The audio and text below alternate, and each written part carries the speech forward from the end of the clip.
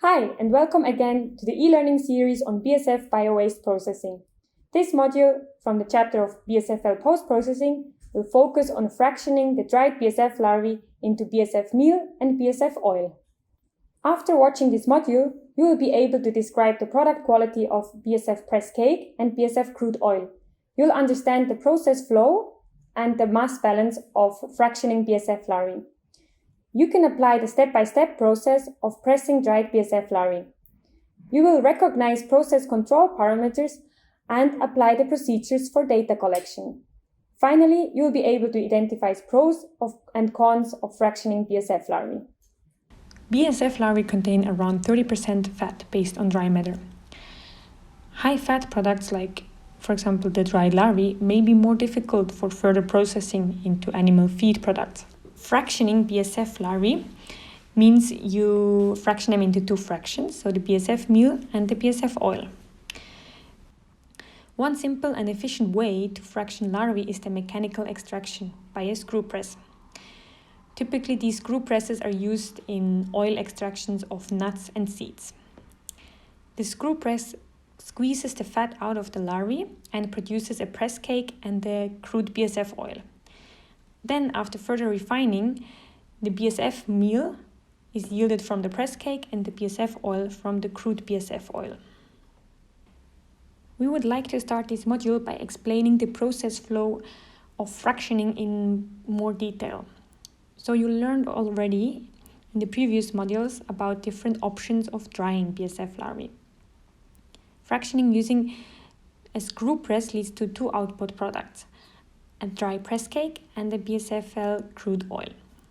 Using a grinder, you can grind down the press cake into the fine powder, the BSF meal, and the BSF crude oil can be further refined into BSF oil by removing the remaining solids.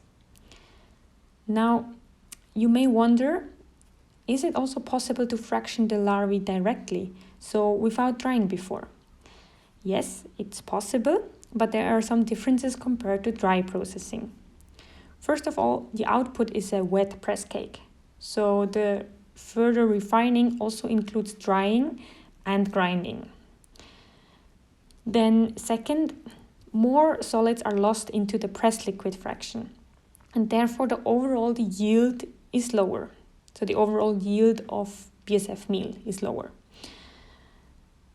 Then the press liquid or the crude oil contains not only solids but also a lot of water, because the larvae were still full of water when they were pressed. The refining of this liquid requires more sophisticated equipment, as for example a decanter centrifuge, which is able to split the press liquid into oil fraction, a water fraction and a solid fraction. The solid fraction could then be added back to the press cake, as this fraction contains a lot of proteins. This process is not covered within this learning course. If you want to learn more about wet pressing versus dry processing, check the materials linked below in the video. So in today's video, we will just focus on fractioning dry larvae into dry press cake and BSF crude oil. After fractioning, the main output product is the press cake. As you can see in this picture, it's a dry but still rather rough material. The press cake is high in protein, around 56%, and also therefore high in amino acids. Around 14% of fat remain in the press cake. Further, the press cake contains minor amounts of fibers, ash, and moisture. As a second output, you will get BSF crude oil. We call it crude oil because it's not only purely oil yet. When pressing dried larvae, some of the solids will end up in the fat fraction. These solids also make the crude oil look a bit darker. The crude oil consists mainly of fat, but in minor amounts also protein, ash, and fibers. Now let's have a quick look at the mass balance again. The main mass output is the press cake with around 70% of the input material. And then the smaller fraction is the crude oil with around 22%. As the press cake is operating at 100 degrees, some remaining water in the dried larvae is evaporating. The screw press requires electricity. The one shown in this video needs 2200 watt per hour and has a pressing capacity of 5 kg dried larvae per hour. For this operation, you need the following equipment: a screw press, typically designed for nuts or seeds. Then a container for collecting the press cake, as well as the press liquid.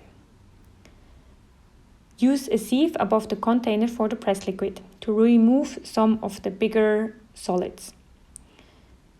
You also need a bulk balance and an Allen key for dismantling and cleaning the machine. Turn on the oil press by switching the blue switch and heat it up to 100 degrees Celsius. Place the containers under the respective openings, so the small container under the small crevice openings at the beginning of the screw and the big container under the big outlet at the end of the screw. Weigh the dried larvae you want to press and note it down on the log sheet. Then start the screw by pressing the squeeze button. Then add larvae to the hopper little by little. Adding little by little prevents blocking of the screw press and therefore increases the throughput per hour. After all larvae are added to the hopper, wait a few more minutes until no press cake and press liquid is coming out anymore. Then press the stop button. Empty the remaining material from the press by pressing cleaning. Weigh the yielded press cake and press liquid and note it down on the log sheet. If you don't immediately further process the BSF press cake and crude BSF oil, store the press cake and crude fat in the dedicated storage containers. Note down the production date. We recommend a cleaning step after each use of the screw press, as this ensures product safety, so no old products or contamination is mixed with a new process. It also prolongs the lifetime of the equipment. For the cleaning, wait until the machine cools down and then simply loosen the screws of the tube and clean all parts with water and detergent. After you finish the operation, fill in the performance control log sheet. Note down the name of the operator, the date, as well as the production date of the dried larvae used.